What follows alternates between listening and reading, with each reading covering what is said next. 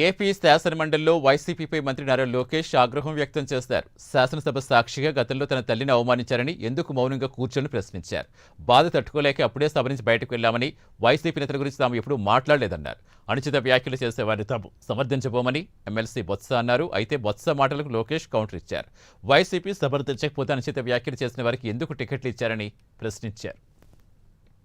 చంద్రబాబు నాయుడు గారు హౌస్కి వచ్చారు. శాసనసభ సాక్షిగా నా తల్లిని అవమానించారు అధ్యక్ష. అది గుర్తుపెట్టుకోండి. మీరు గౌరవ సభతో వస్తున్నారు. మా తల్లిని అవమానించారు. ఈ రోజు మీరు కావాలని పోస్టులు కూడా అట్టని పెడుతున్నారు. మా తల్లిని అవమానించారు. ఆ రోజు మీకు గుర్తురాదా? ఎన్ని ఎక్కడ అవమానించలేదు సార్, ఎక్కడ అవమానించలేదు. మీరు ఎట్లా మాట్లాడారో. మీరు ఉన్నారా హౌస్ లో? మీరు ఉన్నారా హౌస్ లో? మీరు ఉన్నారా హౌస్ లో? ఆ రోజు కూర్చోండి. మా తల్లిని అవమానించారు. అక్కడ షర్మిల గారిని అవమానిస్తారు, విజయలక్ష్మి గారిని అవమానిస్తారు, మా తల్లిని అవమానిస్తారా? ఏం గుర్తురాదా మీకు? అదే ఒక్క నిమిషం నేను కూడా మాట్లాడచ్చు. గుర్తుపెట్టుకోండి. ఒక్క నిమిషం నేను కూడా మాట్లాడండి. ఏనాడు మేము మాట్లాడలేదు. కూర్చోండి. ఏనాడు జగన్మోహన్ రెడ్డి గారి కుటుంబం గురించి మేము ఏనాడు మాట్లాడాల? నేను ఏనాడు మాట్లాడాల? కూర్చోండి. శాసనసభ సాక్షిగా మా తల్లిని అవమానిస్తే కూర్చోమంటారా? కూర్చోమంటారా? 22 వరకు చంద్రబాబు నాయుడు గారు ప్రతిరోజు హౌస్కి వచ్చారు. ప్రతిరోజు హౌస్ నిలబడ్డాడు. సింగిల్ గా నిలబడ్డాడు. సింహంగా గుర్తుపెట్టు. సింగిల్ గా నిలబడ్డాడు, పోరాడాడు. ఆ రోజు మా తల్లి అవమానించారు కనుకనే బాధ తట్టుకోలేక సభ బైకాట్ చేసి బయటకు వెళ్ళారు. కానీ ఎమ్మెల్యేలు ఉన్నారు ఇక్కడ. నిమ్మల రామారెడ్డి గారు వెళ్ళారు, స్వామి గారు ఉన్నారు, ఇతర గొట్టపల్లి రవి గారు వెళ్ళారు. అది మాకున్న చిత్తశుద్ధి అండి. ఈ రోజు మీ ఎమ్మెల్యేలు ఎందుకు రావట్లేదు అని అడుగుతున్నా. 10 మంది జగన్మోహన్ రెడ్డి గారు కాకుండా 10 మంది ఉన్నారు, రాలేదు. మా తల్లిని అవమానిస్తే నేను కూర్చోమంటారు? ఇంకా మాట్లాడతాం. మేము మనుషులు కాదా? సొంత తల్లి అవమానించారు సార్ ఆ రోజు.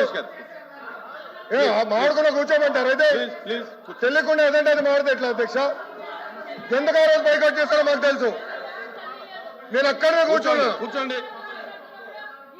కూర్చోండి ప్లీజ్ ప్లీజ్ ప్లీజ్. ఎల్ఓపి గారు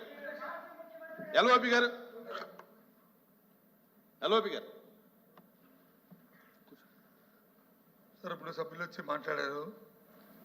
ఇప్పుడు సందర్భాన్ని వచ్చి తీసుకొచ్చారు.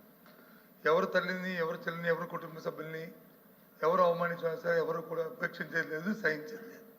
దాన్ని ఎవరు సమర్థించేది కూడా లేదు. దాన్ని ఎప్పుడు కూడా సమర్థించాం దాన్ని. అది అలాంటి సందర్భాలు వచ్చి మళ్ళీ మనం లేని సందర్భాలను ఇక్కడ తీసుకొచ్చి సభల్లో ఉండి ఏ సందర్భం మాట్లాడుకుని ఏం చేసిన రికార్డులో ఉండదు అధ్యక్ష. రికార్డులో లేని విషయాల్ని, అవసరం లేని విషయాల్ని ఇక్కడ తీసుకొచ్చి అనవసరంగా హోందాగా మనం ప్రవర్తించాలి అధ్యక్ష. ఒక తప్పు కానీ దాన్ని మీరు సమర్థించట్లేదు.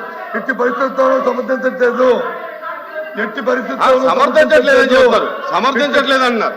ఎట్టి పరిస్థితుల్లో సమర్థించట్లేదు. సమర్థించట్లేదు అంటారు సార్. అధ్యక్ష సమర్థించట్లేదు అంటారు. ఒక్క నిమిషం. ఇప్పుడు సమర్థించట్లేదు అంటారు. ఎవరైతే ఆ రోజు అవమానించారో టికెట్ ఇచ్చారు కదా అధ్యక్ష. మళ్ళీ సమర్థిస్తాం కాదా అది? ఎవరైతే మా తల్లిని అవమానించారో వాళ్ళకి మళ్ళీ టికెట్ ఇచ్చారు, వాళ్ళు ఓడిపోయారు, అది డిఫరెంట్ స్టోరీ. బట్ టికెట్ ఇచ్చినప్పుడు సమర్థిస్తాం కాదా అధ్యక్ష? అది ఎట్లా మారుతారు అధ్యక్ష? ఎల్ఓపి గారు దయచేసి ఆలోచించమని కోరుతున్నా. ఆ రోజు సమర్థించారు, టికెట్ ఇచ్చారు, ఓడిపోయారు ఆ వ్యక్తి. దానికని ఏమంటారు అధ్యక్ష? సో దయచేసి ఆనాడు చంద్రబాబు నాయుడు గారు 2.5 సంవత్సరాలు నాకు గుర్తున్నంత వరకు అధ్యక్ష 2.5 years హౌస్కి వెళ్ళారు. దాని తర్వాత ఎప్పుడైతే మా తల్లిని అవమానించారో అప్పుడే బయటకు వచ్చి వీడియోలు ఉన్నాయి. ఎవరేం చేస్తారో తెలుసు. రాష్ట్ర ప్రజలు ఆనాడు చూశారు. అన్ని బయట ఉన్నాయి అధ్యక్ష. మళ్ళీ ఎందుకు సమర్థిస్తారో రాకపోతే అర్థం అవట్లేదు.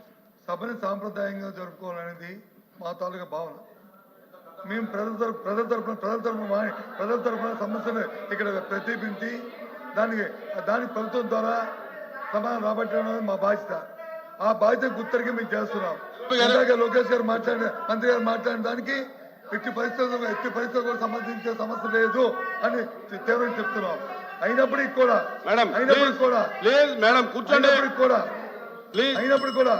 మళ్ళీ గౌరవ సభ్యులు వచ్చి మాట్లాడడం అనేది అది కరెక్ట్ కాదు. రికార్డు తీయండి, డిబేట్ పెట్టండి, మాకు అభ్యంతరం కాదు. అప్పుడు ఎవరి దగ్గర ఏ విషయాల్లో ఏమంత అంశాలో మాట్లాడుకుందాం. మీరు నోటీస్ ఇవ్వండి, మేము నోటీస్ ఇస్తాం, ఇవ్వండి, తప్పులేదు. కానీ లేని సమస్యని, అవసరం లేని సమస్యల్ని, మన గౌరవాన్ని మనం కాపాడుకొని మన గౌరవాలు తగ్గించుకునేటట్లు ఎవరితో మాత్రం ప్రవర్తించదని కోరుతున్నాను. ప్లీజ్ కూర్చోండి. జరిగిపోయింది. ఎల్ఐబి గారు కూర్చోండి.